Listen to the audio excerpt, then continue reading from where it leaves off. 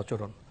এখন তো পত্রিকার পাতা খুললে দেখা যায় স্বামী স্ত্রীকে খুন করছেন, স্ত্রীও স্বামীকে খুন করছেন, সম্পত্তির জন্য খুন হচ্ছে, ভাই ভাইকে খুন করছে, কোনো রাজনৈতিক মতবিরোধে খুন হচ্ছে, এমনকি দেখা যায় কোনো কোনো ক্ষেত্রে আইন শৃঙ্খলা রক্ষাকারী বাহিনীর বিরুদ্ধেও এই সহিংস আচরণের অভিযোগ উঠছে।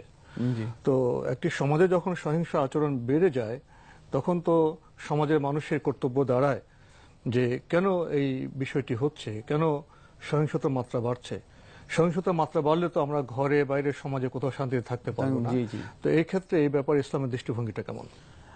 এটি একটা অত্যন্ত গুরুত্বপূর্ণ বিষয়। সেটা হচ্ছে এই সমাজে শান্তি তখনই বিপন্ন হবে যখন সেই সমাজের মধ্যে সত্যিকার অর্থে আল্লাহ রাব্বুল আলামিনের বিধানকে অনুসরণ করা মানুষ ভুলে যাবে। সেখানে মৌলিক যে বিষয়গুলো রয়েছে তার মধ্যে একটি বিষয় হচ্ছে যে আল্লাহ ভীতি তার অন্তরের মধ্যে যে জাগ্রত থাকা। একজন ব্যক্তি প্রত্যেকটি কাজের জন্য আল্লাহর কাছে জবাব দিয়ে করতে হবে। একজন ব্যক্তি যখন প্রথমেই মানে আল্লাহ ভীতির বিষয়টি তার অন্তরের মধ্যে স্থান দেবে তখন তাকে 4টি পয়েন্টে মানে গুরুত্ব দিবে। 1 নম্বর পয়েন্ট হচ্ছে মুরাকাবাতুল্লাহ আযজা ওয়া জাল, যে আল্লাহ রাব্বুল আলামিন আমাকে পর্যবেক্ষণ করছেন, দেখছেন মানে আমাকে। সব সময় আমি আল্লাহ তাআলার মানে সামনে রয়েছি।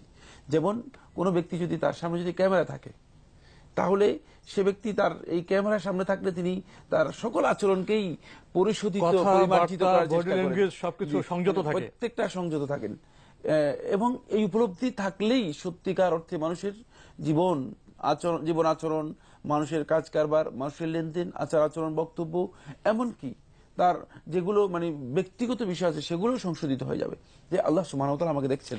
প্রকাশ্য করি বা গোপনে করি যে কোনো কাজ করি আল্লাহর ক্যামেরার আওতায় আমরা আল্লাহ রয়ে রাব্বুল গেছি। আলামিন আমাকে দেখছেন, কারণ ওয়া হুয়াস সামিউল বাসীর, তিনি সর্বদ্রষ্টা সর্বশ্রোতা, সবকিছু আমার বক্তব্য সবকিছু দেখা হচ্ছে। এটা প্রথম পয়েন্ট। দ্বিতীয় নম্বর পয়েন্ট হচ্ছে বক্তব্য এবং কথা। ওয়া মা ইয়ালফিযু মিন কাউলিন ইল্লা লাদাইহি রাকিবুন আতীদ। আল্লাহ সুবহানাহু ওয়া তাআলা কোরআনে কারীমের মধ্যে ইরশাদ করেন যে যাই কথা আমরা বলি না কেন, আমাদের এই মুখে যা উচ্চারণ হচ্ছে এর জন্য আল্লাহ রাব্বুল আলামিনের পক্ষ থেকে একজন সংরক্ষক আছে। সুতরাং রেকর্ড হচ্ছে, মানে শুধুমাত্র আমাকে দেখছেন তা নয়, হতে পারে যে আমাকে দেখছেন এরপরে আমার শেষ, ব্যাপারটি এমন নয়, বরং আল্লাহ সুবহানাহু ওয়া তাআলা আমার সমস্ত কথা এবং কাজকে আল্লাহ রাব্বুল আলামিন রেকর্ড করে নিচ্ছেন। এগুলো রেকর্ড হচ্ছে, যেমন দুনিয়ার যে কাজগুলো রেকর্ড হয়, যে আজকে ভিডিও রেকর্ড হোক, অডিও রেকর্ড হোক, মানে প্রত্যেকটি বিষয় আল্লাহ সুবহানাহু ওয়া তাআলা রেকর্ড করছেন। ইন্না আলাইকুম লাহাফিযিন কিরামান কাতিবিন ইয়ালামুনা মা তাফআলুন। অন্য আয়াতের মধ্যে আল্লাহ সুবহানাহু ওয়া তাআলা ইরশাদ করেন যে ইন্না আলাইকুম লাহাফিযিন, যে তোমাদের উপর একদল সংরক্ষক নিয়োগ করা হয়েছে। আল্লাহ সংক্ষিপ্তভাবে আমরা পয়েন্টগুলো বলে যাই তাহলে ভালো হবে। আল্লাহ রাব্বুল আলামিনের পক্ষ থেকে একজন সংরক্ষক রয়েছে, এই সংরক্ষক লোকগুলো সবকিছু মূলত রেকর্ড করতেছেন। তৃতীয় নম্বর যে পয়েন্টটা মানে বান্দাকে মানে খেয়াল রাখতে হবে সেটা হলো এই যে আমার মূলত উপর আল্লাহ রাব্বুল আলামিনের কিছু বিধান রয়েছে, মানে সেই বিধানগুলোর মধ্যে ফরজ এবং ওয়াজিব, হালাল এবং হারামের বিষয় রয়েছে।